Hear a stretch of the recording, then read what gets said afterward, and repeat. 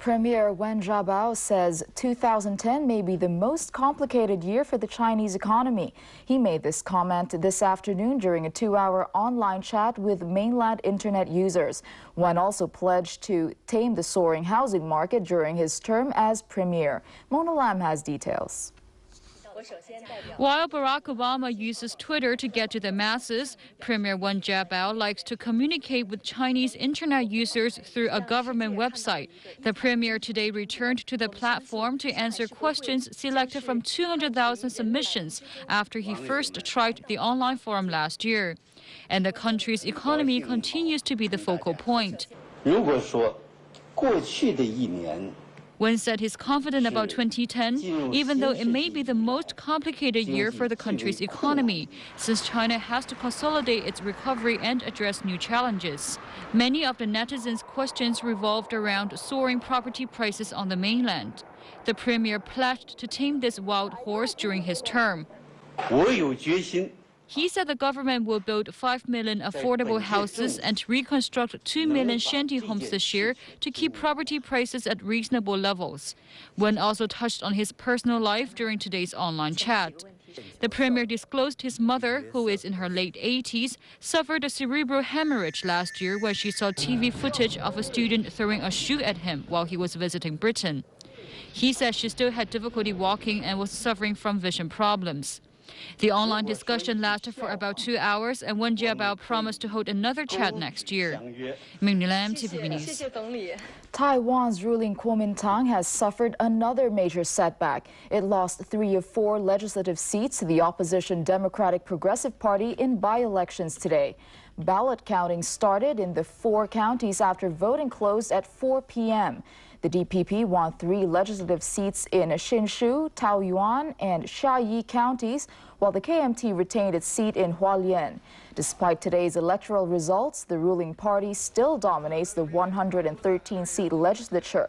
But political analysts believe today's vote bodes poorly for the KMT's chances in mayoral elections at the end of the year and possibly the 2012 presidential election.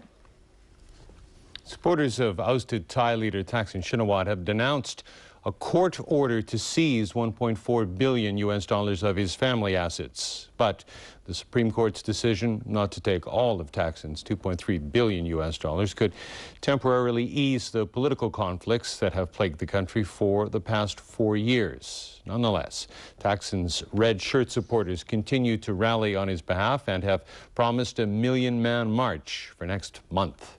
James Legilia reports. Security was tight around the Supreme Court in Bangkok as the judges read their verdict.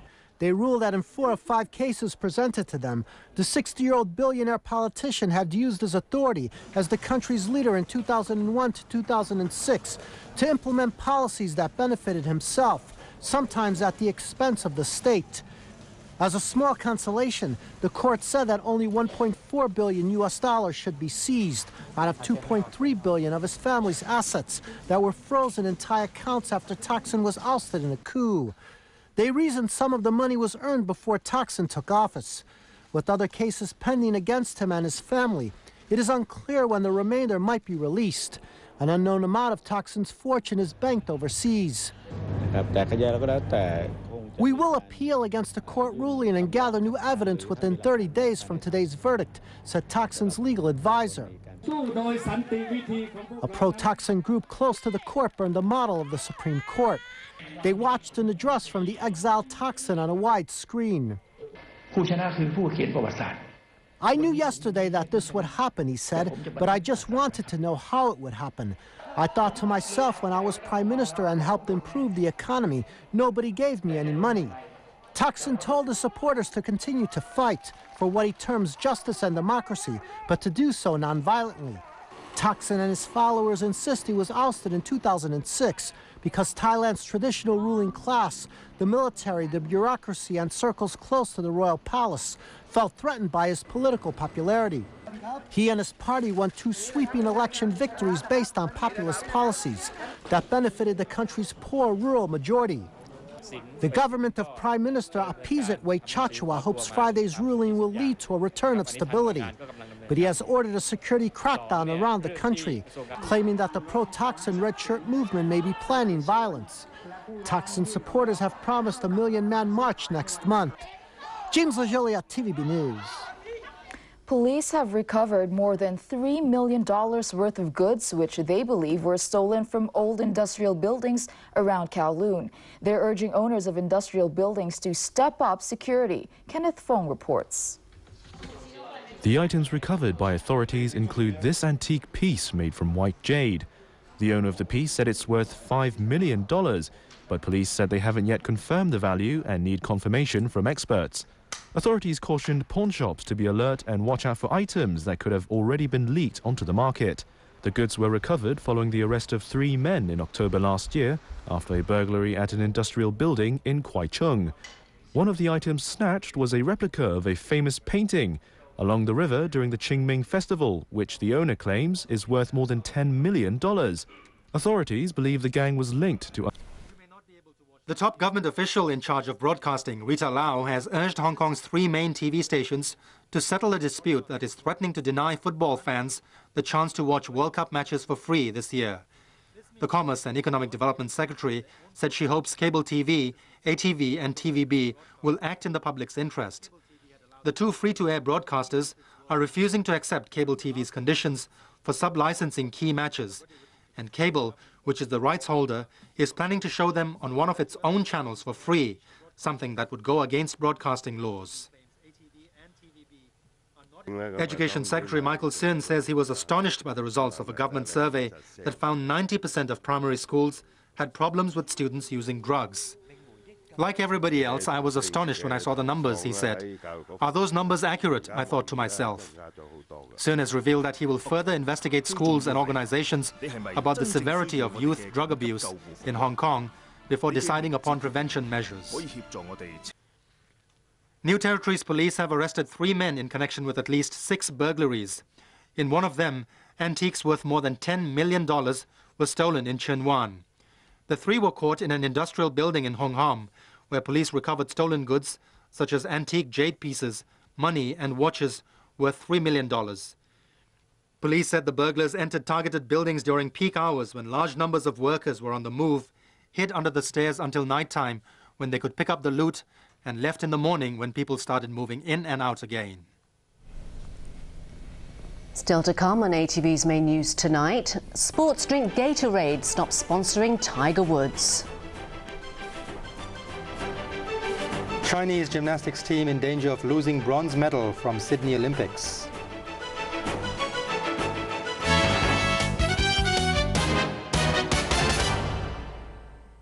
Welcome to wine country. This may not be Tuscany, but this is where fine wine and great food meet. Oh, you can be totally intoxicated here. So dig into Shanxi treasures. This is the best of the best. On Martin Yan's China. Tonight at 8. 哇，又有舊樓跌嘢落嚟，好牙煙啫。唉，我間屋啲水喉啱啱先整返咋。頭髮都夠唔夠收下啦？屋喎，話收就收咩？邊嚟錢剩？ Dedicated to preserving the species. Follow as the reserve attempts to increase the population by 1. Pandemonium, Monday night at 9:30 on Pearl.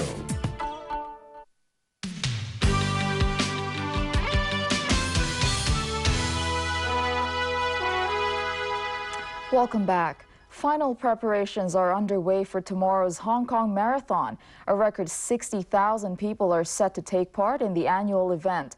Road closures will be introduced from 1 a.m. in preparation for the races. Danielle Tran has more. Running enthusiasts will be out in force tomorrow for the Hong Kong Marathon, and the multi-race event is expected to have around 60,000 participants. The majority of runners will compete in the 10-kilometre run and half marathon, but the serious competitors have their eyes on the main event, the full marathon.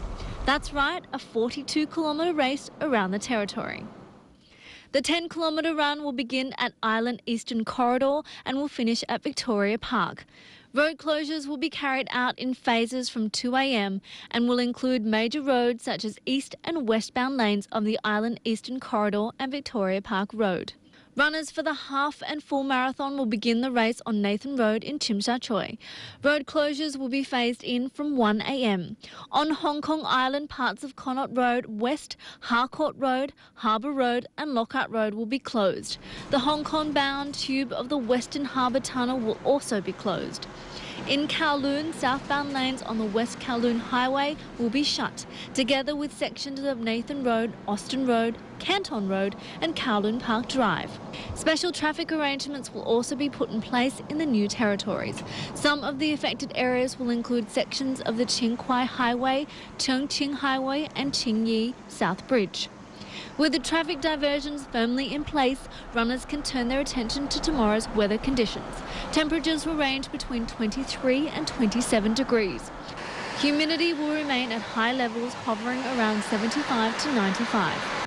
The Hong Kong Observatory recommends runners drink a lot of water, wear absorbent clothing and run according to their fitness level. That's some good advice for those runners hoping to break a record tomorrow or just wanting to take part in this annual event. Danielle Tran, TVB News.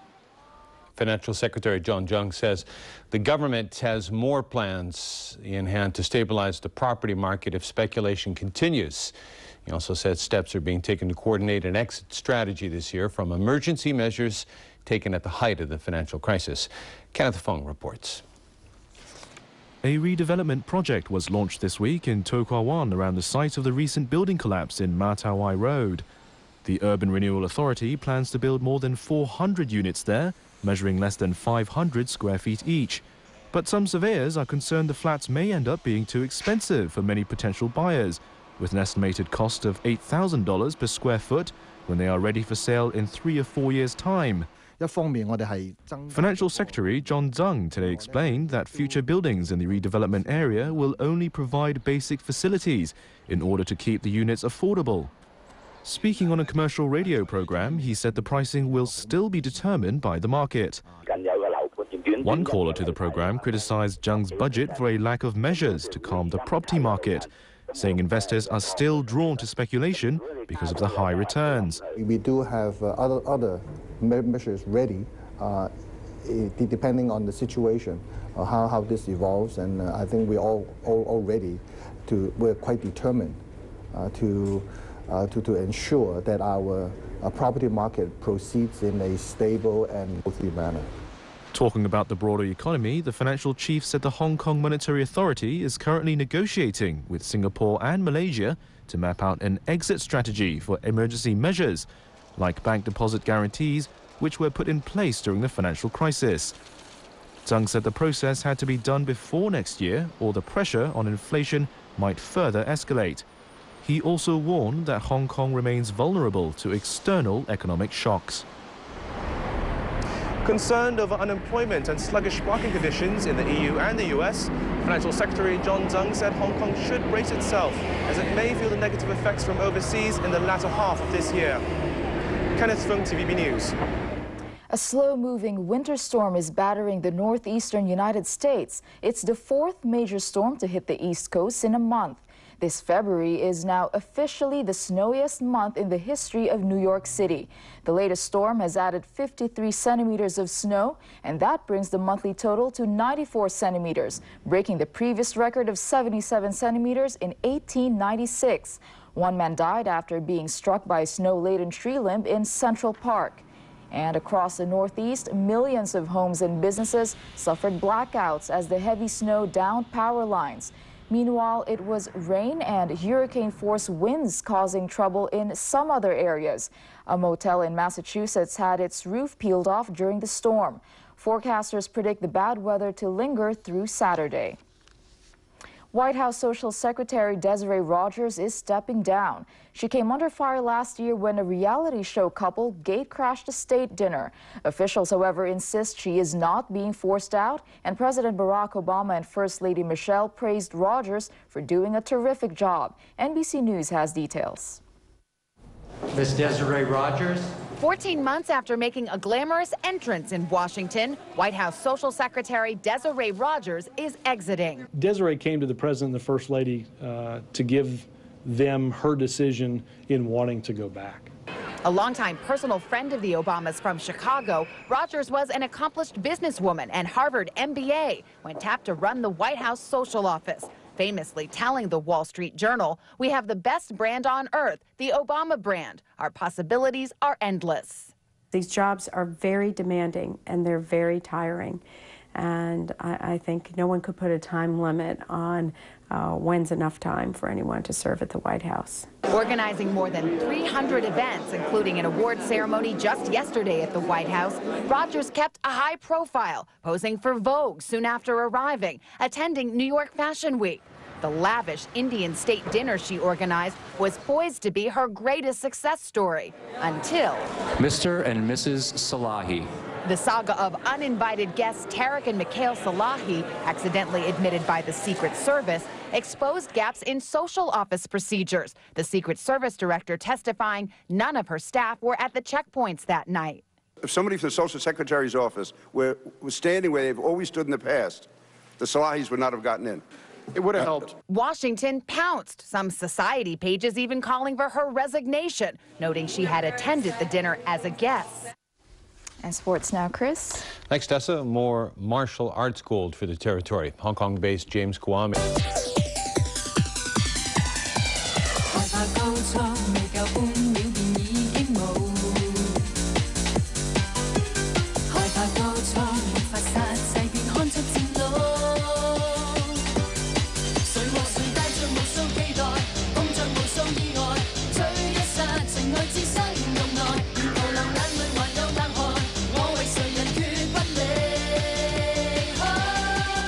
I place both feet on the brake after I firmly engage the emergency brake, and nothing slows the car.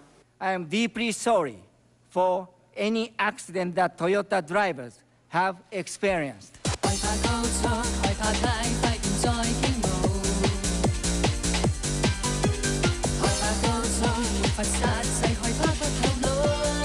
汽车产品还有其他的许多的产品。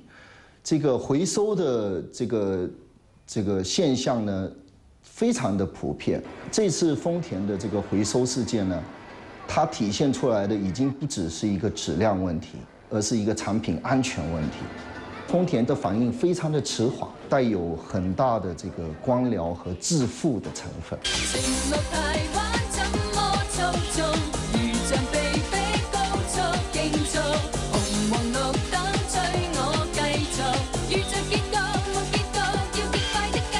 全球市场快速扩张的这样一个战略，而这个背弃了他们原本的这个质量第一、精益求精的这样子的一个核心价值观。产品全球化的过程当中呢，大部分的产品现在可以说都是以外购的形式，找当地市场的供应商承接这些零件的生产。在这种情况下呢，这个如何跟这个供应商之间合作来保障你的零件的这个產品質量呢，是非常關鍵。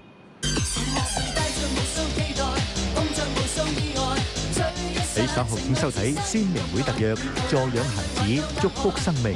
之後係港台製作嘅《品味人生》。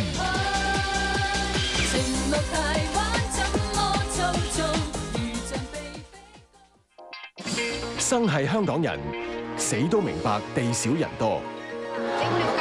早就放棄他朝軍體入土為安，9成先遊者接受火葬，但係目前骨灰龕位同樣告急，究竟當局有冇解救香港人死無葬身之地嘅計策呢？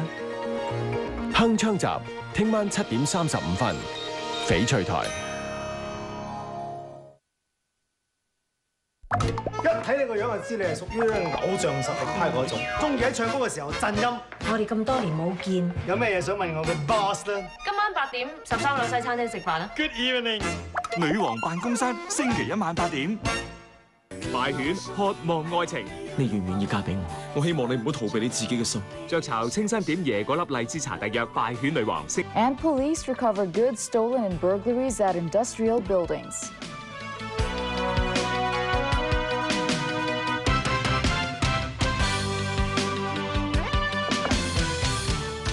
Good evening. Chile's president has declared a state of catastrophe after a magnitude 8.8 earthquake rattled the country. At least 52 people are dead, and officials expect that number to continue to rise. Tsunami warnings have been issued for Chile and Peru, as well as alerts for several Latin American states and countries as far away as Japan and Australia. Joanne Wong has the latest. The powerful tremor awoke Chileans from their sleep at about 3:34 a.m. local time and lasted for a minute and a half. According to the U.S. Geological Survey, the magnitude 8.8 earthquake was centered near Concepcion, 325 kilometers southwest of the capital, Santiago. Communications are out, so officials have yet to get a clear picture of the scale of destruction close to the epicenter.